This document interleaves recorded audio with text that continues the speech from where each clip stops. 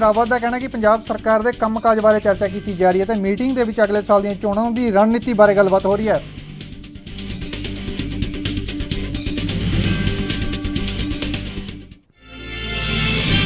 ਤਿੰਨ memory committee ਦੀ meeting ਤੋਂ ਬਾਅਦ ਪਹਿਲਾਂ ਕੈਪਟਨ ਦੀ ਸੰਭਾਵਨਾ ਸੀ ਕਿ ਰਾਹੁਲ ਗਾਂਧੀ ਨਾਲ ਮੀਟਿੰਗ ਕਰਨਗੇ, ਪਰ ਸੁਨੀਲ ਜਾਖੜ ਨੇ ਰਾਹੁਲ ਗਾਂਧੀ ਦੀ ਰਿਹਾਇਸ਼ ਤੇ ਪਹੁੰਚ ਕੇ ਉਹਨਾਂ ਨਾਲ ਮੀਟਿੰਗ ਕੀਤੀ।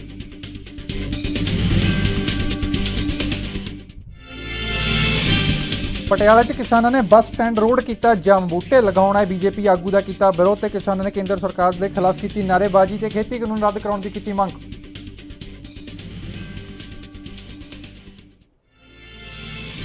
ਗੁਰਦਾਸਪੁਰ ਦੇ ਵਿੱਚ 16 ਸਾਲਾ ਨਾਬਾਲਗ ਲੜਕੀ ਨੇ ਛੇੜਛਾੜ ਤੋਂ ਪਰੇਸ਼ਾਨ ਹੋ ਕੇ ਖਾਧੀ ਜ਼ਹਿਰ ਤੇ ਹਾਲਤ ਖਰਾਬ ਹੋਣ ਦੇ ਕਾਰਨ ਲੜਕੀ ਦੀ ਹੋਈ ਮੌਤ ਤੇ ਪੀੜਤ ਪਰਿਵਾਰ ਨੇ ਆਰੋਪੀ ਦੇ ਖਿਲਾਫ ਸਖਤ ਕਾਰਵਾਈ ਦੀ ਕੀਤੀ ਮੰਗ ਤੇ ਪੁਲਿਸ ਕਰ ਰਹੀ ਆਰੋਪੀ ਦੀ ਭਾਲ।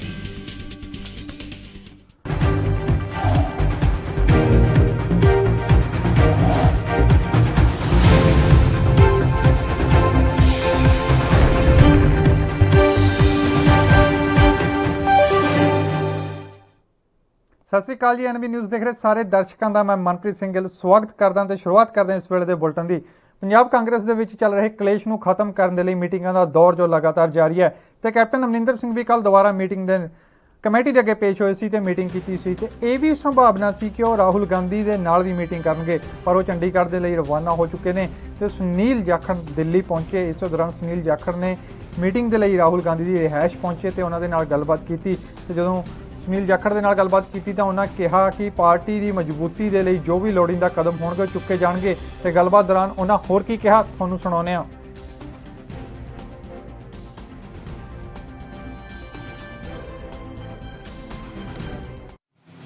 ਜਿਹੜੀ ਹੈ ਰਾਜਨੀਤਿਕ ਤੌਰ ਤੇ ਮੋੜਾ ਉੱਥੋਂ ਹੀ ਪੈਣਾ ਤੇ ਆ ਜਿਹੜੇ ਆਉਣ ਵਾਲੇ ਇਲੈਕਸ਼ਨ ਹੈ ਉੱਥੋਂ ਕਾਂਗਰਸ ਦੀ जीत की शुरुआत होनी। देखो कोई भी बदलाव फॉर द सेक ऑफ बदलाव भी बदलाव कर दो जी, बदलाव करने वास्ते बदलाव नहीं होने, पार्टी ਨੂੰ ਮਜ਼ਬੂਤ ਕਰਨ ਵਾਸਤੇ ਜੋ ਕੁਝ ਵੀ ਲੋੜ ਕੀਤਾ ਪਾਰਟੀ ਦੇਖ ਰਹੀ ਹੈ। ਦੇਖੋ ਉਹ ਸਾਰੀਆਂ ਗੱਲਾਂ ਰਾਹੁਲ ਜੀ ਦੇ ਜਿਹੜੀ ਕਮੇਟੀ ਬਣੀ ਹੈ ਖੜਗੇ ਸਾਹਿਬ ਸਾਰਿਆਂ ਦੇ ਧਿਆਨ ਦੇ ਅੰਦਰ ਹੈ। ਸਾਰੀਆਂ ਗੱਲਾਂ ਨਾਲ ਦੇਖ ਕੇ ਫੈਸਲਾ ਹੋਊਗਾ।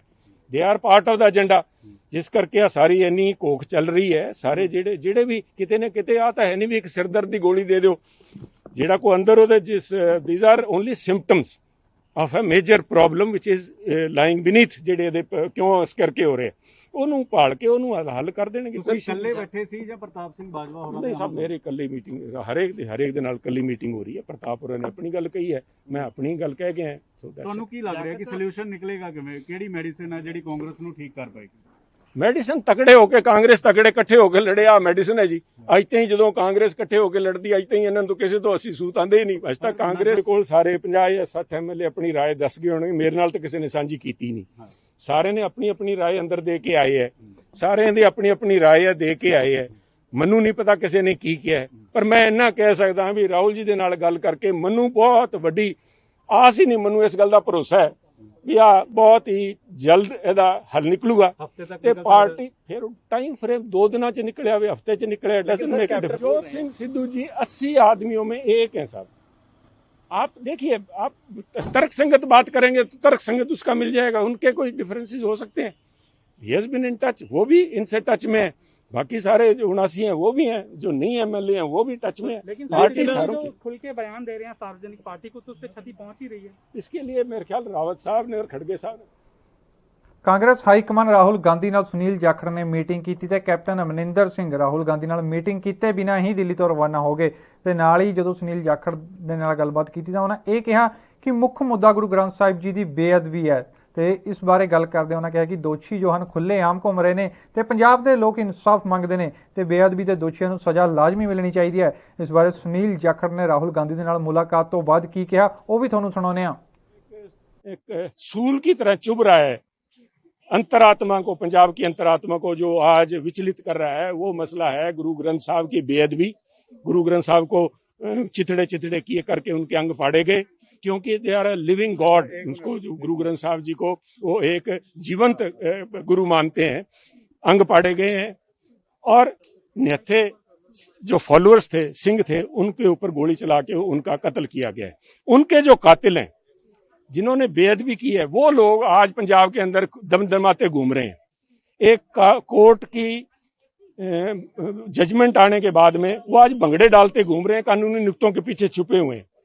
तो मैं समझता हूं वो आज सारी कांग्रेस को विचलित कर रहा है, पूरे पंजाब को विचलित कर रहा है। उनको जब तक सजा नहीं मिलेगी सारे मसले उसके पीछे छिपे रहेंगे, सारी बातें उसके सामने गौण है। सबसे मेन मुद्दा जिस तरह से आज राहुल जी का भी यही था, पंजाब कांग्रेस एमएलए ने राहुल जी को ये बताया है कि वो जो चिड़ी की आंख है जिन्होंने गुरु ग्रंथ साहब की बेअदबी की है उनको सजा मिलनी चाहिए, वो आप सुनिश्चित कीजिए, वो राहुल जी सुनिश्चित करें। राहुल जी बाकी एमएलए से सारों से मिल रहे हैं, ये बात आप कल तक ये भी कह सकते थे कि राहुल जी अभी तक पीसीसी प्रधान से भी नहीं मिले, आज मुझसे मिले हैं। ਅੱਜ ਲੁਧਿਆਣਾ ਪੁਲਿਸ ਨੇ ਲੁਧਿਆਣਾ ਦੇ ਐਨਜੀਓ ਤੇ ਲੁਧਿਆਣਾ ਵਾਸੀਆਂ ਦੇ ਨਾਲ ਮਿਲ ਕੇ ਐਂਟੀ ਡਰੱਗ ਡੇ ਮਨਾਇਆ ਤੇ ਪੁਲਿਸ ਅਧਿਕਾਰੀ ਨੇ ਗੱਲਬਾਤ ਕਰਦਿਆਂ ਦੱਸਿਆ ਕਿ ਅੱਜ ਉਹਨਾਂ ਦਾ ਥੀਮ ਇਹ ਹੈ ਕਿ ਲੋਕਾਂ ਨੂੰ ਨਸ਼ਾ ਛੱਡਣ ਦੇ ਲਈ ਪ੍ਰੇਰਿਤ ਕੀਤਾ ਜਾਵੇ। ਇਸ ਦੇ ਨਾਲ ਹੀ ਉਹਨਾਂ ਇਹ ਵੀ ਕਿਹਾ ਕਿ ਜੋ ਲੋਕ ਨਸ਼ਾ ਕਰਦੇ ਹਨ ਉਹ ਨਸ਼ਾ ਛਡਾਊ ਕੇਂਦਰ ਦੇ ਵਿੱਚ ਆਪਣਾ ਇਲਾਜ ਕਰਵਾਉਣ ਤੇ ਜੋ ਲੋਕ ਨਸ਼ਾ ਵੇਚਦੇ ਹਨ ਉਹਨਾਂ ਦੇ ਬਾਰੇ ਤੁਰੰਤ ਪੁਲਿਸ ਨੂੰ ਸੂਚਨਾ ਦਿੱਤੀ ਜਾਵੇ ਤਾਂ ਜੋ ਪੁਲਿਸ ਉਹਨਾਂ ਦੇ ਖਿਲਾਫ ਸਮਾਂ ਰਹਿੰਦੇ ਹੀ ਕਾਰਵਾਈ ਕਰ ਸਕੇ। ਇਸ ਦੇ ਨਾਲ ਹੀ ਉਹਨਾਂ ਇਹ ਵੀ ਕਿਹਾ ਕਿ ਐਂਟੀ ਡਰੱਗ ਡੇ ਦੇ ਲੋਕਾਂ ਨੂੰ ਤੰਦਰੁਸਤ ਰਹਿਣ ਦਾ ਸੰਦੇਸ਼ ਦੇਣ ਦੇ ਲਈ ਉਹਨਾਂ ਦੇ ਵੱਲੋਂ ਅੱਜ ਸਾਈਕਲਿੰਗ ਰੈਲੀ ਆਰਗੇਨਾਈਜ਼ ਕੀਤੀ ਗਈ ਹੈ ਤਾਂ ਕਿ ਲੋਕਾਂ ਨੂੰ ਇੱਕ ਵਧੀਆ ਸੰਦੇਸ਼ ਮਿਲ ਸਕੇ ਤੇ ਸਿਹਤਮੰਦ ਜ਼ਿੰਦਗੀ ਬਤੀਤ ਕਰ ਸਕਣ।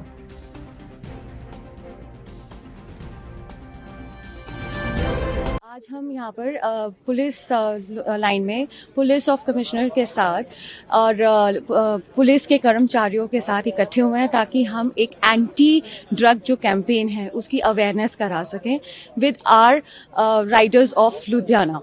कितने राइडर्स आए हैं और ਸਰ ਟੋਟਲ ਇੱਥੇ ਸਾਡੇ ਕੋਲ 200 ਰਾਈਡਰਸ ਹੈਗੇ ਹੈ ਜਿਹਦੇ ਵਿੱਚ ਅਸੀਂ ਪੁਲਿਸ ਦੇ ਕਰਮਚਾਰੀ ਵੀ ਨਾਲ ਹੈਗੇ ਹੈ ਤੇ ਅਸੀਂ 20 ਦੇ ਸਲੋਟਸ ਦੇ ਵਿੱਚ ਕਿਉਂਕਿ ਅਸੀਂ ਕੋਰੋਨਾ ਦੀ ਪ੍ਰੋਟੋਕਾਲਸ ਵੀ ਫੋਲੋ ਕਰਦੇ ਹੋਏ 20 ਦੇ ਸਲੋਟਸ ਦੇ ਵਿੱਚ ਅਸੀਂ ਉਹਨਾਂ ਨੂੰ ਰਾਈਡਿੰਗ ਦੇ ਉੱਪਰ ਭੇਜ ਰਹੇ ਹਾਂ ਤੇ ਆਪਣਾ ਇੱਕ ਮੈਸੇਜ ਲੈ ਕੇ ਪਲਾਕਾਰਡਸ ਲੈ ਕੇ ਸਿਟੀ ਲੁਧਿਆਣਾ ਨੂੰ ਇੱਕ ਮੈਸੇਜ ਦੇ ਰਹੇ ਹਾਂ ਤਾकि ਉਹ ਆਪਣੇ ਆਪ ਨੂੰ ਕਿਸੇ ਨਾ ਕਿਸੇ ਐਕਟੀਵਿਟੀ ਦੇ ਵਿੱਚ ਇਨਵੋਲਵ ਕਰਨ ਜਿਵੇਂ ਕਿ ਰਾਈਡਿੰਗ ਸਾਈਕਲ ਰਾਈਡਰਸ ਐਂਡ ਕੁਝ ਫਿਟਨੈਸ ਦੇ ਉੱਪਰ ਔਰ ਐਂਟੀ ਸੋਸ਼ਲ ਜਿਹੜੇ ਐਲੀਮੈਂਟਸ हैं ਡਰੱਗਸ ਤੋਂ ਉਹ ਆਪਣੇ ਆਪ ਨੂੰ ਬਚਾ ਸਕਣ। आज Ludhiana police anti drugs day मना रही है और हम लोग एनजीओज आस एहसास और बाकी सभी लोगों के साथ मिलकर इस दिन को मना रहे हैं। इसका आज का जो थीम है वो यही है कि लोगों को हम लोग मोटिवेट कर रहे हैं कि जो नशे हैं किसी भी तरीके के उनको छोड़ें और उनके आस पड़ोस में भी कोई अगर नशा करता है उसको भी छोड़ने के लिए प्रेरित करें। जो नशा लेते हैं उनको ड्रग डी एडिक्शन सेंटर में भर्ती करवाएं या वो खुद भर्ती हों जिससे कि वो नशा छोड़ सकें। और जो अगर नशे का कोई सप्लाई करते हैं कोई नशा बेचते हैं उनके बारे में पुलिस को इन्फॉर्मेशन दें जिससे कि पुलिस इनके ऊपर कार्रवाई कर सके। साथ ही लोगों को जो स्वस्थ रहने का मैसेज देने के लिए आज ये साइकिलिंग जो है रैली ऑर्गेनाइज की है जो कि कोविड के नियमों के हिसाब से।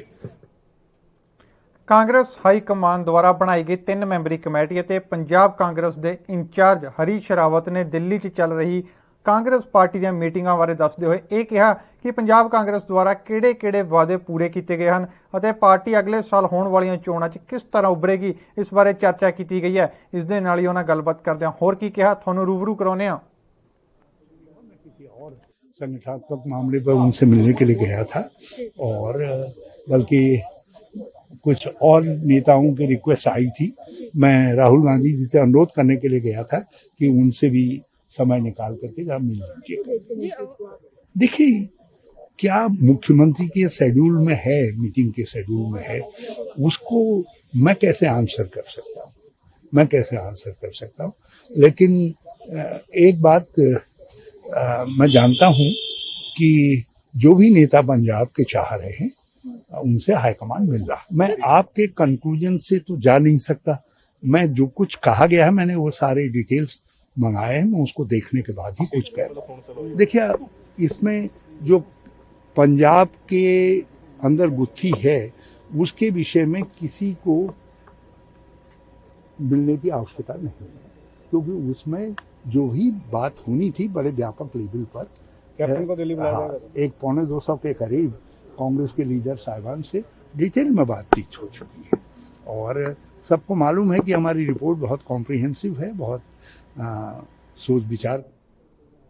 ਗੁਰਦਾਸਪੁਰ ਦੇ ਹਲਕਾ ਡੇਰਾ ਬਾਬਾ ਨਾਨਕ ਅਧੀਨ ਪੈਂਦੇ ਇੱਕ ਪਿੰਡ ਦੇ ਵਿੱਚ ਮਾਮੂਲੀ ਤਕਰਾਰ ਨੂੰ ਲੈ ਕੇ 2 ਧਿਰਾਂ ਦੇ ਵਿੱਚ ਖੂਨੀ ਝੜਪ ਹੋਈ ਤੇ ਝੜਪ ਦੇ ਵਿੱਚ ਇੱਕ 40 ਸਾਲਾ ਵਿਅਕਤੀ ਦੇ ਸਿਰ ਤੇ ਸੱਟ ਲੱਗਣ ਦੇ ਕਾਰਨ ਉਸ ਦੀ ਮੌਕੇ ਤੇ ਹੀ ਮੌਤ ਹੋ ਚੁੱਕੀ ਹੈ। ਤੇ ਇਸ ਸੰਬੰਧੀ ਮ੍ਰਿਤਕ ਦੇ ਪਰਿਵਾਰਕ ਮੈਂਬਰਾਂ ਨੇ ਜਾਣਕਾਰੀ ਦਿੰਦੇ ਹੋਏ ਇਹ ਦੱਸਿਆ ਕਿ ਉਹਨਾਂ ਦੇ ਪਰਿਵਾਰ ਦਾ ਮੈਂਬਰ ਨਰਿੰਦਰ ਸਿੰਘ ਜੋ ਕਿ ਆਪਣੇ ਘਰ ਦੇ ਨਾਲ ਲੱਗਦੇ ਖੇਤਾਂ ਦੇ ਵਿੱਚ ਕੰਮ ਕਰ ਰਿਹਾ ਸੀ ਤੇ ਉਹਨਾਂ ਦੇ ਘਰ ਦੇ ਨੇੜੇ ਰਹਿੰਦੇ ਬਲਕਾਰ ਸਿੰਘ ਅਤੇ ਉਸਦੇ ਸਾਥੀਆਂ ਨੇ ਖੇਤਾਂ ਦੇ ਵਿੱਚ ਕੰਮ ਕਰ ਰਹੇ ਨਰਿੰਦਰ ਸਿੰਘ ਤੇ ਤੇਜ਼ਧਾਰ ਹਥਿਆਰਾਂ ਦੇ ਨਾਲ ਹਮਲਾ ਕਰ ਦਿੱਤਾ ਅਤੇ ਉਸਦੇ ਸਿਰ ਦੇ ਵਿੱਚ ਕਹੀ ਦਾ ਟੱਕ ਮਾਰ ਕੇ ਨਰਿੰਦਰ ਸਿੰਘ ਨੂੰ ਗੰਭੀਰ ਰੂਪ ਦੇ ਵਿੱਚ ਜ਼ਖਮੀ ਕਰ ਦਿੱਤਾ ਤੇ ਜ਼ਖਮਾਂ ਦੀ ਤਾਬ ਨਾ ਸਹਾਰਦੇ ਹੋਏ ਉਸ ਦੀ ਮੌਤ ਹੋ ਗਈ ਹੈ। ਤੇ ਸੂਚਨਾ ਮਿਲਣ ਤੋਂ ਬਾਅਦ ਮੌਕੇ ਤੇ ਪੁਲਿਸ ਪਾਰਟੀ ਦੇ ਪਹੁੰਚੇ SHO ਅਵਤਾਰ ਸਿੰਘ ਨੇ ਕਿਹਾ ਕਿ ਮ੍ਰਿਤਕ ਦੇਹ ਨੂੰ ਕਬਜ਼ੇ ਦੇ ਵਿੱਚ ਲੈ ਕੇ ਪੋਸਟਮਾਰਟਮ ਦੇ ਲਈ ਭੇਜ ਦਿੱਤਾ ਹੈ ਤੇ ਮ੍ਰਿਤਕ ਦੇ ਪਰਿਵਾਰਕ ਮੈਂਬਰਾਂ ਦੇ ਬਿਆਨ ਦਰਜ ਕਰਕੇ ਦੋਸ਼ੀਆਂ ਦੇ ਖਿਲਾਫ ਬਣਦੀ ਕਾਰਵਾਈ ਕੀਤੀ ਜਾ ਰਹੀ ਹੈ। ਮੈਂ ਜਦੋਂ ਵੇਖਿਆ ਆਪਣੀ ਛੱਤ ਤੇ ਕੱਪੜੇ ਸੁੱਕਣੇ ਪਾਉਣ ਗਈ ਕਿ ਇੱਥੇ ਰੌਲਾ ਪੈਣ ਡਿਆ, ਮੈਂ ਭੱਜ ਕੇ ਆਈ ਆ। ਜਿੰਨੇ ਚਿਰ ਨੂੰ ਮੈਂ ਆਈ ਮੇਰਾ ਦੇਰ ਫੋਨ ਕਰਦਾ ਤੁਰਿਆ ਆਉਣ ਡਿਆ ਵਾ। ਇਹਨਾਂ ਨੇ ਪਿੱਛੋਂ ਪਿਓ ਨੇ ਤੇ ਜੱਗਿਆ ਜਿਹੜਾ ਪ੍ਰਭਜੀਤ ਹੈ ਇਹਦੇ ਪਿਓ ਨੇ ਬਲਕਾਰ ਸਿੰਘ ਨੇ ਤੇ ਭਰਮਈਏ ਦਲੇਰ ਨੇ ਲਲਕਾਰਾ ਮਾਰਿਆ ਵੀ ਇਹਨੂੰ ਫੜ ਲਓ, ਅੱਜ ਇਹਨੂੰ ਇਹਦਾ ਕੰਮ ਮੁਕਾ ਦੇਣਾ। ਪ੍ਰਭਜੀਤ ਦੀ ਘਰ ਦੀ ਨੇ ਦਾਤਰ ਫੜਾਇਆ, ਪ੍ਰਭ ਨੇ ਟੱਪ ਮਾਰਿਆ ਵਾ, ਮਗਰੋਂ ਜਗਜੀਤ ਉਹਦਾ ਭਰਾ ਛੋਟਾ ਉਹਨੇ ਕਹੀ ਦਾ ਟੱਪ ਮਾਰਤਾ ਵਾ। ਉੱਥੇ ਢੇਰੀ ਕਰਕੇ ਸੁੱਟ ਗਏ, ਅਸੀਂ ਵਹਿੰਦੇ ਰਹਿ ਗਏ। ਮੇਰੇ ਦੇਰ ਦੀ ਲੜਾਈ ਦਾ ਕਾਰਨ ਮਾੜਾ ਮੋਟਾ ਪਾਣੀ ਦੀ ਤੋਂ ਹੋਇਆ ਵਾ, ਪਾਣੀ ਲਾਉਣ ਤੋਂ ਹੀ ਕੋਈ ਗੱਲ ਨਹੀਂ, ਕੋਈ ਲੜਾਈ ਦਾ ਵਿਉਂ ਨਹੀਂ ਸਾਡਾ। ਉਹਨਾਂ ਦੇ ਨਾਲ 3 ਬੰਦੇ ਅਣਪਛਾਤੇ ਟਰੈਕਟਰ ਤੇ ਆਏ ਆ, ਉਹ ਪਿੱਛੇ ਦੇ ਪਿੱਛੇ ਭੱਜ ਗਏ। ਮੈਂ ਉਹਨਾਂ ਨੂੰ ਵੇਖ ਨਹੀਂ ਸਕੀ ਜਦੋਂ ਮੇਰਾ ਦੇਰ ਨਾਲ ਸੁੱਟਤਾ, ਸਾਨੂੰ ਹੱਥਾਂ ਪੈਰਾਂ ਦੀ ਪੈ ਗਈ ਹੈ। ਮੈਂ ਮੌਕੇ ਤੇ ਉੱਥੇ ਗਵਾਂ ਉਹਦੀ ਮੌਕੇ ਤੇ ਨਹੀਂ ਹੋਈ, ਥੋੜਾ ਸਹਿਕਦਾ ਵਾ ਜਦੋਂ ਆਪਾਂ ਪਾ ਕੇ ਛੇਤੀ ਉਹਨੂੰ ਗੱਡੀ ਤੇ ਲੈ ਗਏ ਆ ਫਤਿਹਗੜ੍ਹ। ਉੱਥੋਂ ਸਾਨੂੰ ਉਹਨਾਂ ਐਂਬੂਲੈਂਸ ਦੇ ਵਿੱਚ ਗੁਰੂ ਨਾਨਕ ਹਸਪੀਟਲ ਭੇਜਤਾ, ਉੱਥੇ ਡੈਥ ਹੋਈ ਰਾਤ 11:30। ਪ੍ਰਸ਼ਾਸਨ ਤੋਂ ਇਹੋ ਮੰਗ ਚਾਹੁੰਦੇ ਆ ਕਿ ਦੋਸ਼ੀਆਂ ਨੂੰ ਬਣਦੀ ਸਜ਼ਾ ਦਿੱਤੀ ਜਾਏ ਤੇ ਸਾਨੂੰ ਇਨਸਾਫ ਮਿਲਣਾ ਚਾਹੀਦਾ। ਸਾਡਾ ਬੰਦਾ ਨਹੀਂ ਆਉਣਾ ਪਰ ਸਾਨੂੰ ਇਨਸਾਫ ਜ਼ਰੂਰ ਮਿਲਣਾ ਚਾਹੀਦਾ। ਸਾਡੇ ਨਾਲ ਜੋ ਧੱਕੇਸ਼ਾਹੀ ਹੋਈ ਆ, ਸਾਡੇ ਵਿੰਦੇ ਅੱਖਾਂ ਦੇ ਸਾਹਮਣੇ ਉਹਨਾਂ ਮਾਰ ਕੇ ਸੁੱਟ ਦਿੱਤਾ ਸਾਡਾ ਦੇਰ। ਇਹ ਨਿੰਦਰ ਸਿੰਘ ਦਾ ਆਪਣੇ ਚਾਚੇ ਦੇ ਪੁੱਤਰ ਨਾਲ ਮਾੜਾ ਜਿਹਾ ਪਾਣੀ ਦਾ ਤਕਰਾਰ ਸੀਗਾ। ਨਿੰਦਰ ਸਿੰਘ ਦਾ ਇਹ ਮੂਡ ਨਹੀਂ ਸੀ ਮੈਂ ਝਗੜਾ ਕਰਨਾ, ਪਰ ਉਹਨਾਂ ਨੇ ਆਪਣਾ ਮਿਉਤ ਬਣਾਏ ਬਲਕਾਰ ਸਿੰਘ ਨੇ ਤੇ ਉਹਦੇ ਮੁੰਡਿਆਂ ਨੇ ਵੀ ਸਾਨੂੰ ਮਾਰਨਾ ਹੀ ਮਾਰਨਾ ਹੈ। 2-3 ਬੰਦੇ ਉਹਨਾਂ ਹੋਰ ਨਾਲ ਸੱਦੇ ਨੇ, ਉਹਨਾਂ ਦਾ ਨਾਂ ਦਾ ਨਹੀਂ ਪਤਾ, ਉਹ ਪਿੱਛੇ ਟਰੈਕਟਰ ਲਾ ਕੇ ਭੱਜ ਗਏ ਨੇ।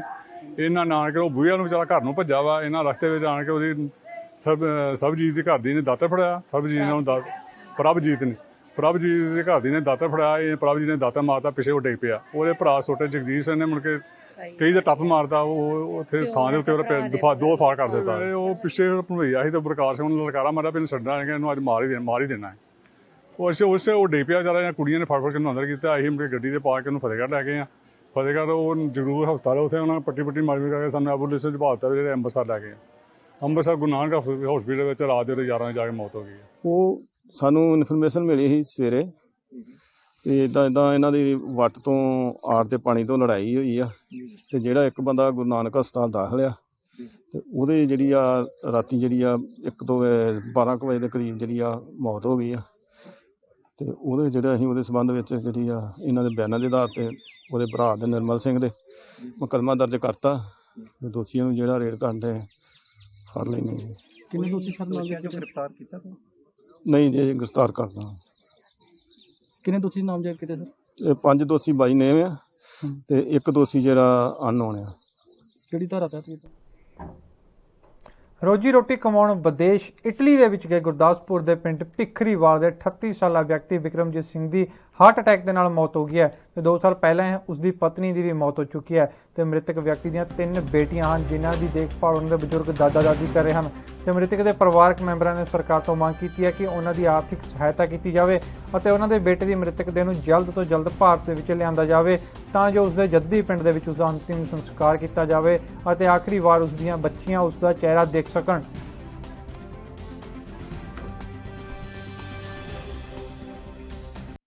ਔਰ ਇਹਨਾਂ ਦੀ 2.5 ਸਾਲ ਪਹਿਲਾਂ ਤੇ ਵਿਚਾਰਿਆਂ ਦੀ ਘਰ ਦੀ ਡੈਥ ਹੋ ਚੁੱਕੀ ਹੈ। ਉਸ ਤੋਂ ਬਾਅਦ 'ਚ ਇਹ ਵਿਚਾਰਾ ਬਾਹਰ ਚਲਾ ਗਿਆ, ਇਟਲੀ 'ਚ ਕੰਮ ਕਰਦਾ ਸੀ ਐਗਰੀਕਲਚਰ ਦਾ। ਕੱਲ੍ਹ ਹੀ ਇਹਨਾਂ ਨੂੰ ਵਿਚਾਰਿਆਂ ਨੂੰ ਫੋਨ ਆਇਆ ਵੀ ਉੱਥੇ ਹਾਰਟ ਅਟੈਕ ਨਾਲ ਉਹਨਾਂ ਦੀ ਮੌਤ ਹੋ ਚੁੱਕੀ ਹੈ। ਹੁਣ ਪਰਿਵਾਰ ਇਹੀ ਮੰਗ ਕਰਨ ਡਿਆ, ਛੋਟੀਆਂ 3 ਬੱਚੀਆਂ ਨੇ ਇਹਦੀਆਂ, ਕਿ ਉਹਨਾਂ ਦੀ ਬਾਡੀ ਸਰਕਾਰ ਕਿਸ ਤਰ੍ਹਾਂ ਸਾਨੂੰ ਦੇ ਦੇਵੇ, ਇੱਥੇ ਪਹੁੰਚਾ ਦੇਵੇ, ਮਦਦ ਕੀਤੀ ਜਾਵੇ ਤਾਂ ਕਿ ਆਪਣੇ ਹੱਥੀਂ ਸੰਸਕਾਰ ਕਰ ਸਕਣ। ਇਸ ਦੁੱਖਾਂ ਦੀ ਘੜੀ ਦੇ ਵਿੱਚ ਵੱਧ ਤੋਂ ਵੱਧ ਸਾਥ ਦਿੱਤਾ ਜਾਵੇ, ਸਰਕਾਰ ਨੂੰ ਪੁਰਜੋਰ ਅਪੀਲ ਹੈ। ਬੱਚੇ ਵਿਚਾਰੇ ਛੋਟੇ 3 ਗੁੱਡੀਆਂ ਨੇ, ਹੁਣ ਉਹ ਵੀ ਵੇਖ ਲੈਣਗੇ ਆਪਣੇ, ਉਦੋਂ ਛੋਟੀਆਂ ਸੀਗੀਆਂ ਜਦੋਂ ਬਾਹਰ ਗਏ ਸੀਗੇ।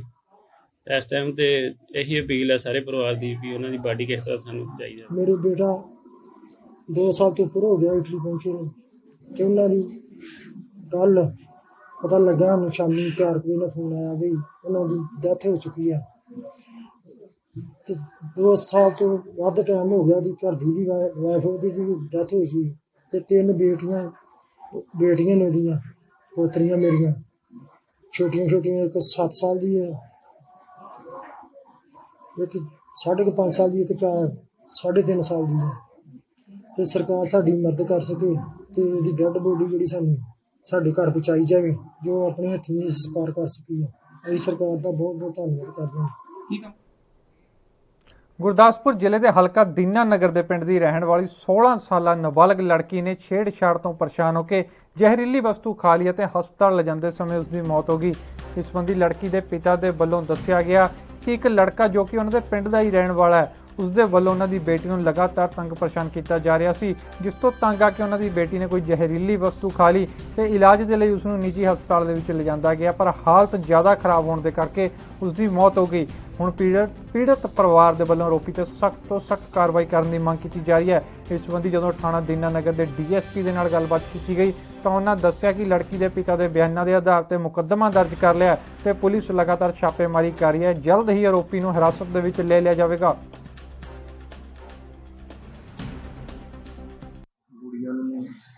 ਮੁੰਡੇ ਨੂੰ ਦਵਾਈ ਦੇ ਕੇ ਗਿਆ ਹੈ ਜਨਾਬ। ਸਾਡੇ ਤੋਂ ਕੋਈ ਲੜਕਾ ਜਿਹੜਾ ਹਟਣੀ ਹੈ ਅੱਡੇ ਦੇ ਘਰ ਆਇਆ ਮੁੰਡੇ ਦਾ ਕੱਚਾ ਨਾਲ ਢੋਲੀ ਗਿਆ ਕਹਿੰਦੇ ਤਰਗਾਣ ਹੁੰਦੇ ਤੇ ਉਹ ਦਵਾਈ ਦੇ ਕੇ ਜਨਾਬ ਗਿਆ। ਉਸ ਤੋਂ ਬਾਅਦ ਦਵਾਈ ਕੁੜੀ ਨੇ ਖਾਧੀ ਹੈ, ਅਸੀਂ ਹਸਪੀਟਲ ਲੈ ਕੇ ਗਏ ਜਨਾਬ। ਤੇ ਕੱਲ ਰਾਤ ਨੂੰ ਹੀ 2 ਵਜੇ ਸਰ ਕਹਿ ਨਹੀਂ ਸਕਦੇ ਹੁਣ ਇਹੋ ਹੀ ਆ ਵੀ ਆਪਣੇ ਸਫਾਜ ਕਹਿੰਦੀ ਖਾਧੀ ਆਪਣੇ 16 ਸਾਲ ਦੀ ਸਰ ਪੜ੍ਹਦੀ ਸੀ ਜੀ 10ਵੀਂ ਪੜ੍ਹਦੀ ਸੀ। ਪਹਿਲੇ ਵੀ ਉਹਦੇ ਘਰ ਮੈਸੇਜ ਅਸੀਂ 1-2 ਵਾਰੀ ਕੀਤਾ ਸੀਗਾ, ਉਹਦੇ ਘਰਦਿਆਂ ਨੇ ਰਿਸਪੌਂਸ ਦਿੱਤਾ ਸੀ ਕਿ ਸਾਡੇ ਵੱਸੋਂ ਬਾਹਰ ਹੈ, ਇਹ ਜੋ ਦੱਸ ਸਕਦੇ ਤੁਸੀਂ ਦੱਸ ਲਓ ਸਰ। ਹੁਣ ਉਹ ਮੁੰਡਾ ਸਰ ਕਹਿੰਦੇ ਆ ਵੀ ਥਾਣੇ ਵਾਲੇ ਲੈ ਕੇ ਤਾਂ ਸਾਨੂੰ ਕੋਈ ਵੀ ਸਾਡੀ ਸੁਣਾਈ ਕੀਤੀ ਜਾਵੇ, ਜੋ ਸਾਡੀ ਕਾਰਵਾਈ ਬਣਦੀ ਸਰ ਉਹ ਕੀਤੀ ਜਾਵੇ। ਸਾਰੇ पटियाला तो इन्फॉर्मेशन आई थी कोई 16 साल की लड़की है, उन्हें कुछ जहरीली चीज़ खा ली है। कल पता लगा कि लड़की की डेथ हो गई है। तो लड़की के परिवार वालों के बयान से असी कार्रवाई की है। 306 IPC का जो मुकदमा दर्ज किया। ढोली नाम का लड़का पटियाला पिंड का जिसके खिलाफ मुकदमा दर्ज किया। मसला तो परिवार वालों ने यही दोष लगाया कि तंग परेशान करता सी लड़की को। बाकी इन्वेस्टिगेशन होगी, सारी गल सामने आएगी। मुंडे की भाल जारी है, लगता कि अं जल्दी अरेस्ट कर लेंगे। करीब 16 साल के आस पास पूरा एक दिन गिरफ्तार हो जाएगा। भाल जारी डेड बॉडी का पोस्टमार्टम हो गया सीगा अज। ਪਟਿਆਲਾ ਦੇ ਵਿੱਚ ਬੱਸ ਸਟੈਂਡ ਵਾਲਾ ਰੋਡ ਕਿਸਾਨਾਂ ਨੇ ਜਾਮ ਕੀਤਾ ਤੇ ਕਿਸਾਨ ਯੂਨੀਅਨ ਦੇ ਦੁਆਰਾ ਪਟਿਆਲਾ ਦੇ ਬੱਸ ਸਟੈਂਡ ਤੇ ਜਾਮ ਕਰਕੇ ਕੇਂਦਰ ਸਰਕਾਰ ਮੁਰਦਾਬਾਦ ਦੇ ਨਾਅਰੇ ਵੀ ਲਗਾਏ। ਦੱਸਿਆ ਜਾਂਦਾ ਹੈ ਕਿ BJP ਦਾ ਆਗੂ ਹਰਿੰਦਰ ਕੋਹਲੀ ਬੂਟੇ ਲਗਾਉਣ ਦੇ ਲਈ ਉੱਥੇ ਪਹੁੰਚਿਆ ਸੀ, ਜਿਸ ਦੇ ਵਿਰੋਧ ਕਰਨ ਦੇ ਲਈ ਕਿਸਾਨਾਂ ਦੇ ਨਾਲ ਔਰਤਾਂ ਵੀ ਵੱਡੀ ਗਿਣਤੀ ਦੇ ਵਿੱਚ ਪਹੁੰਚੀਆਂ ਅਤੇ ਰੋਡ ਜਾਮ ਕਰਕੇ BJP ਮੁਰਦਾਬਾਦ ਦੇ ਨਾਅਰੇ ਲਗਾਏ ਅਤੇ ਕਿਹਾ ਕਿ ਕਿਸੇ ਨੂੰ ਵੀ ਅਸੀਂ ਆਪਣੇ ਪਿੰਡਾਂ ਜਾਂ ਸ਼ਹਿਰਾਂ ਦੇ ਵਿੱਚ ਵੜਨ ਨਹੀਂ ਦੇਵਾਂਗੇ ਤੇ ਇਹ ਵੀ ਕਿਹਾ ਕਿ ਜਦੋਂ ਤੱਕ ਖੇਤੀ ਕਾਨੂੰਨ ਰੱਦ ਨਹੀਂ ਹੁੰਦੇ ਉਦੋਂ ਤੱਕ BJP ਦੇ ਆਗੂਆਂ ਨੂੰ ਕਿਸੇ ਪ੍ਰਕਾਰ ਦਾ ਕੋਈ ਵੀ ਫੰਕਸ਼ਨ ਨਹੀਂ ਕਰਨ ਦਿੱਤਾ ਜਾਵੇਗਾ। ਅਸੀਂ ਤਾਂ ਇਹੀ ਕਹੇ ਵੀ ਹਰ ਕੋਈ ਵੀ ਪਾਰਟੀ ਸਾਡੇ ਪਿੰਡ ਦੇ ਵਿੱਚ ਨਾ ਪਹੁੰਚੋ, ਕਿਸੇ ਵੀ ਪਿੰਡ ਦੇ ਵਿੱਚ ਪਹੁੰਚੋ, ਜਿੱਥੇ ਵੀ ਪਹੁੰਚ ਰਹੀ ਹੈ। ਸਾਡੇ ਫਤਿਹਗੜ੍ਹ ਜ਼ਿਲ੍ਹੇ 'ਚ ਪਟਿਆਲੇ ਜ਼ਿਲ੍ਹੇ 'ਚ ਅਸੀਂ ਬੀਬੀਆਂ ਜਦੋਂ ਵੀ ਸਾਨੂੰ ਮੌਕਾ ਮਿਲਦਾ ਹੈ ਤਾਂ ਫੋਨ ਆਉਂਦਾ ਹੈ, ਅਸੀਂ ਉਸੇ ਟਾਈਮ ਤੁਰੰਤ ਪਹੁੰਚਦੇ ਹਾਂ। ਬੂਟੇ ਲਾਉਣ ਦੀ ਜ਼ਰੂਰਤ ਉਹਨਾਂ ਨੂੰ ਨਹੀਂ ਹੈਗੀ, ਸਾਡੀ ਆਪਣੀ ਹੈ, ਅਸੀਂ ਆਪੇ ਲਾ ਲਾਂਗੇ। ਉਹ ਅੱਜ ਸਾਨੂੰ ਬੂਟੇ ਲਾ ਕੇ ਦਿਖਾਉਣ ਵਾਲੇ ਹੋ ਗਏ, ਇਹ ਸਾਨੂੰ ਚੰਗਾ ਨਹੀਂ ਲੱਗਿਆ। ਅਸੀਂ ਆ ਕੇ ਪਹੁੰਚੀਆਂ ਉੱਥੇ ਜਦੋਂ BJP ਵਾਲਾ ਹਾਂਜੀ ਇਹ ਧਾਰਮਿਕ ਸਥਾਨਾਂ ਦੀ ਵੀ ਬੇਅਦਬੀ ਕਰ ਰਹੇ ਨੇ ਜੀ ਸਮਾਂ ਤੇ। ਇਹ ਇਹਨਾਂ ਦੀਆਂ ਗਲਤ ਗੱਲਾਂ ਨੇ ਜੀ। ਅਸੀਂ ਇਹੀ ਚਾਹੁੰਦੇ ਹਾਂ, ਸਰਕਾਰ ਤੋਂ ਵੀ ਇਹੀ ਮੰਗ ਕਰਦੇ ਹਾਂ ਵੀ ਇਹ ਗਲਤ ਗੱਲਾਂ ਨੇ, ਇਹਨਾਂ ਨੂੰ ਨਾ ਉਹ ਕਰਿਆ ਜਾਵੇ, ਇਹਨਾਂ ਨੂੰ ਰੋਕਿਆ ਜਾਵੇ, ਇਹਨਾਂ ਨੂੰ ਇੱਥੇ ਪਹੁੰਚਣ ਦੀ ਨਾ ਆਗਿਆ ਦਿੱਤੀ ਜਾਵੇ ਜੀ। ਇਹ ਪ੍ਰਸ਼ਾਸਨ ਦਾ ਵੀ ਕਸੂਰ ਹੈ, ਮੈਂ ਕੱਢਦੀ ਹਾਂ ਇਹਨਾਂ ਦਾ ਕਸੂਰ ਹੈ। ਇਹ ਇਹਨਾਂ ਨੂੰ ਸਪੋਰਟ ਕਰਦੇ ਨੇ, ਬਾਅਦ ਚੋਂ ਸਾਨੂੰ ਕਹਿੰਦੇ ਉਹ ਤਾਂ ਬੂਟੇ ਲਾਉਣ ਆਇਆ ਤਾਂ ਕੀ ਗੱਲ ਬਈ। ਸਾਡੀ ਖੇਤੀ ਕਾਨੂੰਨਾਂ ਦੇ ਖਿਲਾਫ ਦਿੱਲੀ ਦੀਆਂ ਬਹਰੂਆਂ ਤੇ ਸੰਯੁਕਤ ਕਿਸਾਨ ਮੋਰਚੇ ਦੇ ਵੱਲੋਂ ਕੇਂਦਰ ਸਰਕਾਰ ਦੇ ਖਿਲਾਫ ਲਗਾਤਾਰ ਅੰਦੋਲਨ ਚੱਲ ਰਿਹਾ ਹੈ। ਉੱਥੇ ਜ਼ਿਲ੍ਹਾ ਸ਼੍ਰੀ ਫਤਿਹਗੜ੍ਹ ਸਾਹਿਬ ਦੇ ਵਿਖੇ ਜੋਤੀ ਸਰੂਪ ਚੌਂਕ ਤੇ ਸੰਯੁਕਤ ਕਿਸਾਨ ਮੋਰਚੇ ਦੀ ਅਗਵਾਈ ਦੇ ਵਿੱਚ ਵੱਖ-ਵੱਖ ਕਿਸਾਨ ਜਥੇਬੰਦੀਆਂ ਦੇ ਆਗੂਆਂ ਦੇ ਵੱਲੋਂ ਹੱਥਾਂ ਦੇ ਵਿੱਚ ਬੈਨਰ ਫੜ ਕੇ ਕੇਂਦਰ ਸਰਕਾਰ ਨੂੰ ਲਾਹਨਤਾਂ ਪਾਈਆਂ ਗਈਆਂ। ਇਸ ਰੋਸ ਪ੍ਰਦਰਸ਼ਨ 'ਚ ਪਹੁੰਚੇ ਗੁਰਦੁਆਰਾ ਸ਼੍ਰੀ ਫਤਿਹਗੜ੍ਹ ਸਾਹਿਬ ਦੇ ਹੈੱਡ ਗ੍ਰੰਥੀ ਭਾਈ ਹਰਪਾਲ ਸਿੰਘ ਨੇ ਕੇਂਦਰ ਸਰਕਾਰ ਤੇ ਰਵੱਈਏ ਦੀ ਨਿਖੇਧੀ ਕੀਤੀ ਹੈ। ਇਸ ਦੇ ਨਾਲ ਹੀ ਉਹਨਾਂ ਇਹ ਵੀ ਕਿਹਾ ਕਿ ਕਿਸਾਨੀ ਅੰਦੋਲਨ ਦੇ ਵਿੱਚ ਸ਼੍ਰੋਮਣੀ ਗੁਰਦੁਆਰਾ ਪ੍ਰਬੰਧਕ ਕਮੇਟੀ ਹਰ ਪ੍ਰਕਾਰ ਦੇ ਲੰਗਰ ਪਾਣੀ ਦੀ ਸੇਵਾ ਨਿਰਵਿਘਨ ਮੁਹੱਈਆ ਕਰਵਾਵੇਗੀ। ਕਾਲੇ ਕਾਨੂੰਨਾਂ ਦੇ ਖਿਲਾਫ ਜਿਹੜਾ ਪੂਰੇ ਹਿੰਦੁਸਤਾਨ ਦੇ ਵਿੱਚ ਜਿਹੜਾ ਰੋਸ ਹੈ, ਭਾਵੇਂ ਕਿਸਾਨ ਦਿੱਲੀ ਦੀਆਂ ਬਰੂਹਾਂ ਦੇ ਉੱਤੇ 7 ਮਹੀਨਿਆਂ ਤੋਂ ਲਗਾਤਾਰ ਇਸ ਪ੍ਰੋਟੈਸਟ ਲਈ ਬੈਠਾ ਹੈ ਕਾਲੇ ਕਾਨੂੰਨਾਂ ਨੂੰ ਰੱਦ ਕਰਾਉਣ ਵਾਸਤੇ। ਇਹ ਜਿਹੜਾ ਸਾਡਾ ਪ੍ਰੋਟੈਸਟ ਹੈ, ਰੋਸ ਹੈ, ਇਹ ਪੰਜਾਬ ਤੋਂ ਚੱਲ ਕੇ ਹਰਿਆਣੇ ਹੁੰਦਾ ਹੋਇਆ ਯੂਪੀ, ਬਿਹਾਰ, ਬੰਗਾਲ, ਸਾਰੇ ਭਾਰਤ ਦੇ ਵਿੱਚ ਅੱਜ ਗਲੀ ਗਲੀ ਦੇ ਵਿੱਚ ਮੁਹੱਲੇ ਵਿੱਚ ਰੋਸ ਪਹੁੰਚ ਗਿਆ। ਜਿਹੜੇ ਦਿੱਲੀ ਦੇ ਵਿੱਚ ਬੈਠੇ ਨੇ ਉਹਨਾਂ ਤੋਂ ਇਲਾਵਾ ਜਿਹੜੇ ਨਹੀਂ ਇੱਥੇ ਜਾ ਸਕਦੇ, ਉਹਨਾਂ ਲੋਕਾਂ ਨੇ ਇਹ ਧਰਨੇ ਦੇ ਨਾਲ ਹਮਦਰਦੀ ਜਿਹੜੀ ਪ੍ਰਗਟ ਕਰਦੇ ਹੋਏ ਅੱਜ ਤੁਸੀਂ ਦੇਖ ਰਹੇ ਹੋ ਸਾਰੇ ਚੌਂਕਾਂ ਦੇ ਵਿੱਚ, ਅੱਜ ਜੋਤੀ ਸਰੂਪ ਚੌਂਕ ਦੇ ਵਿੱਚ ਵੀ ਜਿਹੜੀ ਇੱਥੋਂ ਦੀ ਸੰਗਤ ਆ, ਲੋਕਲ ਸੰਗਤ, ਇਹਨਾਂ ਨੇ ਆਪਣੇ ਤਰੀਕੇ ਦੇ ਨਾਲ ਜੋਤੀ ਸਰੂਪ ਚੌਂਕ ਦੇ ਵਿੱਚ ਖੜੇ ਹੋ ਕੇ ਤਖਤੀਆਂ ਲੈ ਕੇ ਨਾਅਰੇ ਲਗਾ ਕੇ ਕਿਸਾਨ ਜਿਹੜਾ ਧਰਨਾ ਹੈ ਉਹਨੂੰ ਸਮਰਥਨ ਕੀਤਾ। ਸੋ ਮੇਰੀ ਤੁਹਾਡੇ ਮਾਧਿਅਮ ਰਾਹੀਂ ਬੇਨਤੀ ਹੈ ਵੀ ਜਿਹੜੇ ਵੀਰ ਦਿੱਲੀ ਨਹੀਂ ਜਾ ਸਕਦੇ ਉਹ ਸਾਰੇ ਸ਼ਾਮ ਨੂੰ 5:30 ਤੋਂ 7:30 ਗੁਰਦੁਆਰਾ ਜੋਤੀ ਸਰੂਪ ਚੌਂਕ ਹੈ ਜਿਹੜਾ ਇੱਥੇ ਇਹ ਕਾਲੇ ਕਾਨੂੰਨ ਨੇ ਇਹਨਾਂ ਦੇ ਖਿਲਾਫ ਪ੍ਰੋਟੈਸਟ ਕੀਤਾ ਜਾਂਦਾ। ਇਹਦੇ ਵਿੱਚ ਸ਼ਾਮਲ ਹੋ ਕੇ ਧਰਨੇ ਪ੍ਰਤੀ, ਕਿਸਾਨਾਂ ਪ੍ਰਤੀ, ਆਪਣੇ ਦੇਸ਼ ਪ੍ਰਤੀ ਸਮਰਪਿਤ ਹੋ ਕੇ ਆਪਾਂ ਜਿਹੜਾ ਇਹਦਾ ਵਿਰੋਧ ਕਰੀਏ ਤਾਂ ਕਿ ਜਿਹੜੇ ਕਾਲੇ ਕਾਨੂੰਨ ਰੱਦ ਹੋ ਸਕਣ, ਜਿਹੜੀ ਭਾਰਤ ਦੀ ਜਿਹੜੀ ਲੋਕ ਨੇ ਇਹਨਾਂ ਨੂੰ ਜਿਹੜਾ ਰਾਹਤ ਮਿਲ ਸਕੇ। ਭਾਰਤ ਸਰਕਾਰ ਵੱਲੋਂ ਕਿਸਾਨਾਂ ਦੇ ਹਿੱਤਾਂ ਤੇ ਡਾਕਾ ਮਾਰਨ ਵਾਲੇ ਜਿਹੜੇ ਕਾਨੂੰਨ ਤਿਆਰ ਕੀਤੇ ਗਏ ਆ, ਉਹਦੇ ਵਿਰੋਧ ਵਿੱਚ ਪ੍ਰੋਟੈਸਟ ਸਾਰੇ ਵਿਸ਼ਵ 'ਚ ਹੋ ਰਿਹਾ ਔਰ ਖਾਸ ਕਰਕੇ ਪੰਜਾਬ ਦੀ ਧਰਤੀ ਤੇ ਔਰ ਸ਼੍ਰੀ ਫਤਿਹਗੜ੍ਹ ਸਾਹਿਬ ਦੀ ਧਰਤੀ ਤੇ ਵੱਡਾ ਯੋਗਦਾਨ ਜਿਹੜਾ ਉਹ ਪਾਇਆ ਜਾ ਰਿਹਾ। ਕਈ ਦਿਨਾਂ ਤੋਂ ਗੁਰਦੁਆਰਾ ਜੋਤੀ ਸਰੂਪ ਸਾਹਿਬ ਵਾਲੇ ਚੌਂਕ ਵਿੱਚ ਇਹ ਵੀਰ ਪ੍ਰਦਰਸ਼ਨ ਕਰ ਰਹੇ ਨੇ। ਸ਼੍ਰੋਮਣੀ ਗੁਰਦੁਆਰਾ ਪ੍ਰਬੰਧਕ ਕਮੇਟੀ ਜਿੱਥੇ ਲਗਾਤਾਰ ਲੰਗਰਾਂ ਰਾਹੀਂ ਸੇਵਾ ਕਰ ਰਹੀ ਹੈ, ਉੱਥੇ ਇਸ ਸਥਾਨ ਤੇ ਵੀ ਮੈਂ ਬੇਨਤੀ ਕਰਾਂਗਾ ਚਾਹ ਦੀ, ਪ੍ਰਸ਼ਾਦੇ ਦੀ ਹਰ ਰੋਜ਼ ਜੇ ਵੀਰ ਖੜਦੇ ਨੇ ਤੇ ਅਸੀਂ ਗੁਰੂ ਘਰ ਵੱਲੋਂ ਜ਼ਰੂਰ ਸੇਵਾ ਕਰਾਂਗੇ। ਬੜੀ ਹਾਸੋਹੀਣੀ ਦੀ ਦਸ਼ਾ ਸਰਕਾਰ ਦੀ, ਬੜੀ ਅਚੰਭਤ ਕਰਨ ਵਾਲੀ ਹੈ। ਤੇ ਤੁਸੀਂ ਵੇਖੋ ਇੱਕ ਪਾਸੇ ਜਥੇਦਾਰ ਸ਼੍ਰੀ ਅਕਾਲ ਤਖਤ ਸਾਹਿਬ ਦੇ ਨਾਲ ਜਿਹੜੇ ਆ ਪੰਜਾਬ ਦੇ ਭਾਜਪਾ ਵੱਲੋਂ ਦਲਿਤਾਂ ਦੀ ਅਗਵਾਈ ਕਰਨ ਦਾ ਦਾਅਵਾ ਕਰਨ ਵਾਲੇ ਸੰਪਲਾ ਜੀ ਮੀਟਿੰਗ ਕਰਦੇ ਆ ਦਲਿਤਾਂ ਦੇ ਹਿੱਤਾਂ ਵਾਸਤੇ। ਦੂਜੇ ਪਾਸੇ ਹਾਥਰਸ ਵਰਗੀਆਂ ਜਿਹੜੀਆਂ ਘਟਨਾਵਾਂ ਨੇ ਜਿੱਥੇ ਉਸ ਬੱਚੀ ਦੇ ਮਾਪਿਆਂ ਨੂੰ ਵੀ ਰੋਲਿਆ ਜਾਂਦਾ ਜੇ ਉਹ ਜ਼ੁਲਮ ਦੇ ਵਿਰੁੱਧ ਆਵਾਜ਼ ਉਠਾਉਂਦੇ ਆ, ਇਹ ਦੋਗਲੀ ਜੀ ਨੀਤੀ ਆ ਔਰ ਬੜਾ ਗੁੰਮਰਾਹ ਕਰਨ ਵਾਸਤੇ ਇਦਾਂ ਦਾ ਪ੍ਰਚਾਰ ਕੀਤਾ ਜਾ ਰਿਹਾ। ਹਰ ਪੱਖ ਦੇ ਉੱਤੋਂ ਜਿਹੜਾ ਉਹ ਸਰਕਾਰ ਦਾ ਰਵੱਈਆ ਲੋਕ ਮਾਰੂ ਹੈ ਤੇ ਲੋਕ ਹੌਲੀ ਹੌਲੀ ਜਾਗਣੇ ਹੀ ਹੈ। ਜਿਉਂ-ਜਿਉਂ ਜ਼ੁਲਮ ਵਧੇਗਾ ਇਹ ਵੀ ਇੱਕ ਚੰਗਾ ਸਬੱਬ ਹੈ ਕਿ ਲੋਕਾਂ ਦੀ ਚੇਤਨਾ ਜਾਗ ਰਹੀ ਹੈ ਤੇ ਚੰਗੇ ਨਤੀਜੇ ਨਿਕਲਣ ਦੀ ਆਸ ਹੈ। ਸੋ ਅਸੀਂ ਗੁਰੂ ਘਰ ਵੱਲੋਂ ਹਰ ਤਰ੍ਹਾਂ ਦੇ ਨਾਲ ਸ਼੍ਰੋਮਣੀ ਗੁਰਦੁਆਰਾ ਪ੍ਰਬੰਧਕ ਕਮੇਟੀ ਜਿਵੇਂ ਸਹਿਯੋਗ ਕਰਦੀ ਆ ਰਹੀ ਹੈ, ਅਸੀਂ ਫਤਿਹਗੜ੍ਹ ਸਾਹਿਬ ਵੱਲੋਂ ਵੀ ਮੈਂ ਬੇਨਤੀ ਕਰਾਂਗਾ ਇੱਥੇ ਹਰ ਰੋਜ਼ ਇਹ ਵੀਰ 5 ਵਜੇ ਤੋਂ ਲੈ ਕੇ 7:30 ਵਜੇ ਤੱਕ ਪ੍ਰੋਟੈਸਟ ਕਰਦੇ ਨੇ। ਸੋ ਸੰਗਤਾਂ ਹਾਜ਼ਰੀ ਵੀ ਭਰਨ, ਗੁਰੂ ਘਰ ਵੱਲੋਂ ਜਿਹੜੀ ਵੀ ਸੇਵਾ ਹੋਏਗੀ ਲੰਗਰ ਚਾਹ ਪ੍ਰਸ਼ਾਦੇ ਦੀ ਉਹ ਲਗਾਤਾਰ ਜਿਹੜੀ ਉਹ ਕੀਤੀ। ਫਤਿਹਗੜ੍ਹ ਸਾਹਿਬ ਦੀਆਂ ਸੰਗਤਾਂ ਨੂੰ ਅਪੀਲ ਕਰਦੇ ਆ ਕਿ ਜਿਹੜੇ ਮੇਰੇ ਵੀਰ ਦਿੱਲੀ ਜਾਂਦੇ ਆ ਤੇ ਵੱਧ ਤੋਂ ਵੱਧ ਦਿੱਲੀ ਪਹੁੰਚਣ। ਜਿਹੜੇ ਦਿੱਲੀ ਨਹੀਂ ਜਾ ਸਕਦੇ ਕਿਸੇ ਮਜਬੂਰੀ ਕਾਰਨ, ਉਹ 5 ਵਜੇ ਤੋਂ ਲੈ ਕੇ 7:30 ਵਜੇ ਤੱਕ ਜੋਤੀ ਸਰੂਪ ਚੌਂਕ 'ਚ ਜੋ ਅਸੀਂ ਕਾਂਗਰਸ ਹਾਈ ਕਮਾਨ ਦੁਆਰਾ ਲਗਾਤਾਰ ਪੰਜਾਬ ਕਾਂਗਰਸ ਦੇ ਲੀਡਰਾਂ ਦੇ ਨਾਲ ਮੀਟਿੰਗਾਂ ਕੀਤੀਆਂ ਜਾ ਰਹੀਆਂ ਹਨ ਤੇ ਇਸੇ ਬਾਰੇ ਪ੍ਰਤਾਪ ਸਿੰਘ ਬਾਜਵਾ ਦੇ ਨਾਲ ਜਦੋਂ ਗੱਲਬਾਤ ਕੀਤੀ ਜਾ ਉਹਨਾਂ ਕਿਹਾ ਕਿ ਪੰਜਾਬ ਕਾਂਗਰਸ ਬਾਰੇ ਪਾਰਟੀ ਹਾਈ ਕਮਾਨ ਨੂੰ ਪਹਿਲਾਂ ਤੋਂ ਹੀ ਸਾਰੀ ਜਾਣਕਾਰੀ ਹੈ ਤੇ ਹਾਈ ਕਮਾਨ ਨੂੰ ਪੰਜਾਬ 'ਚ ਕਿਸੇ ਵਿਅਕਤੀ ਦਾ ਕਿਸ ਤਰ੍ਹਾਂ ਦਾ ਰੋਲ ਹੈ ਉਸ ਬਾਰੇ ਪੂਰੀ ਜਾਣਕਾਰੀ ਹੈ ਤੇ ਇਸ ਸੰਬੰਧੀ ਉਹਨਾਂ ਹੋਰ ਕੀ ਕਿਹਾ ਤੁਹਾਨੂੰ ਰੂਬਰੂ ਕਰਾਉਂਦੇ ਹਾਂ। ਜੋ ਮੁਲਾਕਾਤ ਮੇਰੀ ਤੇ ਮੇਰੇ ਲੀਡਰ 'ਚ ਹੋਈ ਉਹ ਤੇ ਨਹੀਂ ਮੈਂ ਜਨਤਕ ਕਰ ਸਕਦਾ, ਬਟ ਪੰਜਾਬ ਦੇ ਜੋ ਹਾਲਾਤ ਨੇ ਮੌਜੂਦਾ ਸਿਆਸੀ ਹਾਲਾਤ ਕੀ ਨੇ, ਇਲੈਕਸ਼ਨਾਂ ਦਾ ਕੀ ਪਾਰਟੀ ਦਾ ਇਸ ਟਾਈਮ ਕਿੱਥੇ ਅਸੀਂ ਖੜੇ ਆ ਤੇ ਪੰਜਾਬ ਦੇ ਲੋਕਾਂ ਦੀ ਕੀ ਐਕਸਪੈਕਟੇਸ਼ਨਸ ਨੇ ਮੌਜੂਦਾ ਪਾਰਟੀ ਦੀ ਹਾਈ ਕਮਾਂਡ ਕੋਲੋਂ, ਉਹ ਮੈਂ ਸਾਰੀ ਗੱਲ ਤੇ ਚਰਚਾ ਕਰਕੇ। ਇੱਕ ਸਵਾਲ ਪੁੱਛਿਆ ਗਿਆ ਕਿ ਵਿਦਆਊਟ ਸੀਐਮ ਫੇਸ ਜਾਣਾ ਚਾਹੀਦਾ ਜਾਂ ਸੀਐਮ ਫੇਸ ਦੇ ਨਾਲ ਜਾਣਾ ਚਾਹੀਦਾ। ਇਸ ਗੱਲ ਦਾ ਮੈਂ ਜਵਾਬ ਨਹੀਂ ਦੇ ਸਕਦਾ ਕਿਉਂਕਿ ਇਹ ਫੈਸਲਾ ਪਾਰਟੀ ਹਾਈ ਕਮਾਂਡ ਨੇ ਕਰਨਾ ਹੈ ਕਿ ਕੀ ਕਰਨਾ, ਕਿਹਨੂੰ ਲੈ ਕੇ ਆਣਾ, ਕਿਹਨੂੰ ਨਹੀਂ ਲੈ ਕੇ ਆਣਾ। ਇਹ ਸਾਰੇ ਫੈਸਲੇ ਪਾਰਟੀ ਹਾਈ ਕਮਾਂਡ ਦੇ ਨੇ। ਜਿਹੜੀ ਮੇਰੀ ਚਰਚਾ ਹੋਈ ਹੈ ਗਰਾਊਂਡ ਰਿਐਲਿਟੀ ਤੇ ਉਹਨਾਂ ਮੈਨੂੰ ਪੁੱਛਿਆ ਕਿ ਇਸ ਟਾਈਮ ਪਾਰਟੀ ਦੇ ਕੀ ਹਾਲਾਤ ਨੇ, ਸਰਕਾਰ ਦੇ ਕੀ ਹਾਲਾਤ ਨੇ, ਜਿਹੜੇ ਮਿਨਿਸਟਰਸ ਤੇ ਐਮਐਲਏਜ਼ ਜਾਂ ਐਮਪੀਜ਼ ਦੇ ਜਿਹੜੇ ਗ੍ਰੀਵੈਂਸਸ ਨੇ ਕਿੰਨੇ ਕੁ ਜੈਨੂਇਨ ਨੇ ਜਾਂ ਕੀ ਹੈ, ਉਹ ਸਾਰੀ ਗੱਲ ਬਕਾਇਦਾ ਥ੍ਰੈਡ ਬੇਅਰ ਰਾਹੁਲ ਜੀ ਨਾਲ ਮੈਂ ਡਿਸਕਸ ਨੂੰ ਲੈ ਕੇ ਜਿਹੜੀ ਨਾਰਾਜ਼ਗੀ ਹੈ ਕਿ ਵਾਅਦੇ ਪੂਰੇ ਨਹੀਂ ਹੋਏ, ਤੁਸੀਂ ਉਸ ਗੱਲ ਦਾ ਵੀ ਜ਼ਿਕਰ ਕੀਤਾ ਕਿ ਬੇਅਦਬੀ ਡਰੱਗਸ ਦੇ ਵਾਅਦੇ ਪੂਰੇ ਹੋਣੇ ਚਾਹੀਦੇ ਸੀ। ਦੇਖੋ, ਮੈਂ ਸਪੈਸੀਫਿਕ ਤੁਹਾਡੇ ਕੁਝ ਕੁਐਸਚਨਸ ਦਾ ਇਸ ਟਾਈਮ ਜਵਾਬ ਨਹੀਂ ਦੇ ਸਕਦਾ, ਬਟ ਮੈਂ ਤੁਹਾਨੂੰ ਦੱਸ ਸਕਦਾ ਕਿ ਇੱਕ ਇੱਕ ਸਵਾਲ ਜਿਹੜਾ ਤੁਹਾਡਾ ਉਹਦੇ ਤੇ thread based discussion Rahul ji ਨਾਲ ਹੋਈ ਹੈ, ਤੇ ਇਹਦੇ ਵਿੱਚੋਂ ਮੈਂ ਉਹਨਾਂ ਨੂੰ ਆਪਣਾ ਪੁਆਇੰਟ ਆਫ ਵਿਊ ਦੱਸਿਆ ਕਿ ਇਸ ਟਾਈਮ ਪੰਜਾਬ ਦੇ ਵਿੱਚ ਜੇ ਕਾਂਗਰਸ ਨੇ ਇਲੈਕਸ਼ਨ ਜਿੱਤਣੀ ਹੈ ਤੇ ਇਹਦਾ ਤੌਰ ਤਰੀਕਾ ਦੇਖੋ, ਅਵੇਅਰ ਨੇ ਸਾਰੀ ਗੱਲ ਦੇ, ਇਹ ਅਸੀਂ ਉਹਨਾਂ ਤੇ ਚੱਲੀਏ। ਮੈਂ ਕੋਈ ਚੀਜ਼ਾਂ ਔਨ ਕੈਮਰਾ ਨਹੀਂ ਤੁਹਾਨੂੰ ਦੱਸ ਸਕਦਾ।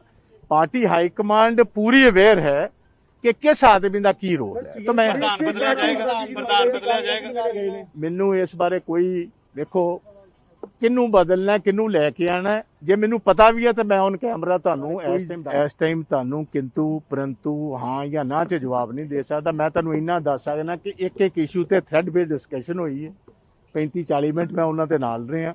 ਹਰ ਚੀਜ਼ ਉੱਥੇ ਬਕਾਇਦਾ ਤੌਰ ਜੋ ਕਾਂਗਰਸ ਦੀ ਬਿਹਤਰੀ ਵਾਸਤੇ ਤੇ ਕਾਂਗਰਸ ਕਿਸ ਤਰ੍ਹਾਂ ਜਿੱਤ ਸਕਦੀ ਹੈ, ਉਹ ਸਾਰੀ ਚੀਜ਼ ਗਰਾਊਂਡ ਰਿਐਲਿਟੀਜ਼ ਮੈਂ ਦੱਸੀ। ਨਹੀਂ, ਇਹ ਨਹੀਂ ਮੈਂ ਸਮਝਦਾ ਕਿ ਕਿਸੇ ਧੜਿਆਂ 'ਚ ਸਰਕਾਰ ਬਹੁਤੀ ਵੰਡੀ ਗਈ ਹੈ, ਬਟ ਸਾਰੇ MLAs ਮਿਨਿਸਟਰਸ ਜਿਹੜੇ ਰੀ ਇਲੈਕਸ਼ਨ ਲੜਨਾ ਚਾਹੁੰਦੇ ਨੇ, ਉਹਨਾਂ ਸਾਰਿਆਂ ਸੁਜੈਸ਼ਨ ਦਿੱਤੇ ਨੇ ਕਿ ਅਸੀਂ ਕਿਸ ਤਰ੍ਹਾਂ ਰੀ ਇਲੈਕਟ ਹੋ ਸਕਦੇ ਹਾਂ।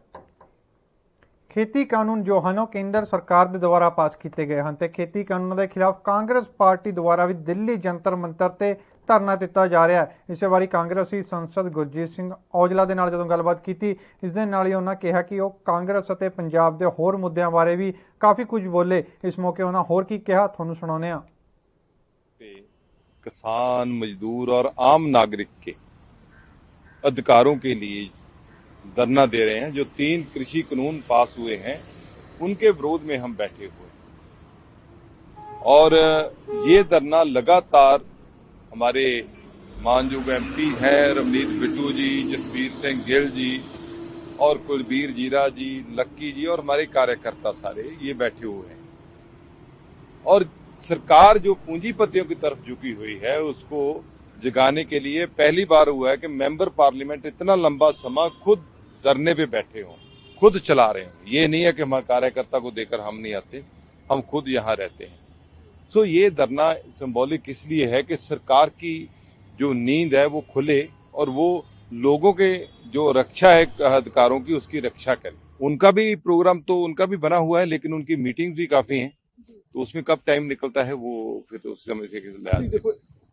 पार्टी के अंदर वैचारिक मतभेद सब पार्टियों में रहता है, लेकिन कांग्रेस की खूबसूरती हर एक को बात रखने का अधिकार है, हर एक की बात हाईकमान सुनती है और वो जो परिस्थितियां हैं वो इलेक्शन से पहले सारी पार्टियों में रहती है। कांग्रेस में भी वही है। 2022 की इलेक्शन हो रही है तो माननीय मुख्यमंत्री साहब को बुलाकर पूछा गया है कि क्या क्या हो रहा है, कैसे हम आगे इलेक्शन में जा रहे हैं। दूसरे भी जो सीनियर लीडर्स हैं उनको सबको बुला के एक एक को पूछा जा रहा है ताकि 2022 में दोबारा कांग्रेस सरकार बना सके। देखिए, सिद्धू जी भी वरिष्ठ नेता है, लेकिन जिस समय पे उन्होंने बयानबाजी की है वो गलत है और जिस लिहाज से वो बोले हैं, जितना रुखापन कह सकते हैं, हार्ड बोले हैं वो कैप्टन के लिए, वो ठीक नहीं लगता तू करके बात करनी। और क्योंकि कैप्टन साहब एक सीनियर लीडर है और हमारे समाज का एक शिष्टाचार है कि हम लोग अपने बड़े को, चाहे उम्र में बड़ा हो थोड़ा भी बड़ा हो, हम उसे इज्जत देते हैं। तो मुद्दे एक तरफ है लेकिन इज्जत सबको देनी चाहिए। वो माननीय मुख्यमंत्री साहब 2 बार CM भी रहे। ਤੇ ਫਿਲਹਾਲ ਇਸ ਬੁਲਟਨ ਦੇ ਵਿੱਚ ਇੰਨਾ ਹੀ। ਖਬਰਾਂ ਦਾ ਸਿਲਸਿਲਾ ਲਗਾਤਾਰ ਜਾਰੀ ਰਹੇਗਾ। ਤੁਸੀਂ ਬਣੇ ਰਹੋ NB ਨਿਊਜ਼ ਦੇ ਨਾਲ ਤੇ ਮੈਨੂੰ ਦਿਓ ਇਜਾਜ਼ਤ। ਧੰਨਵਾਦ।